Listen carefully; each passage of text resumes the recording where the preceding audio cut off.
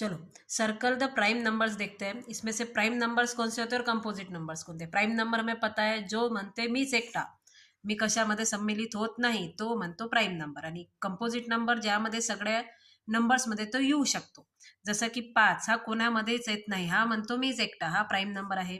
61 हा कोणाच्याच टेबलमध्ये येत नाही, हा म्हणतो मी प्राइम नंबर आहे। 71 हा कोणाच्याच टेबलमध्ये येत नाही, हा प्राइम नंबर आहे। 83 हा कोणाच्या टेबलमध्ये येत नाही, हा प्राइम नंबर आहे। 97 हा कोणाच्या टेबलमध्ये येतो का, नाही येत, हा प्राइम नंबर आहे।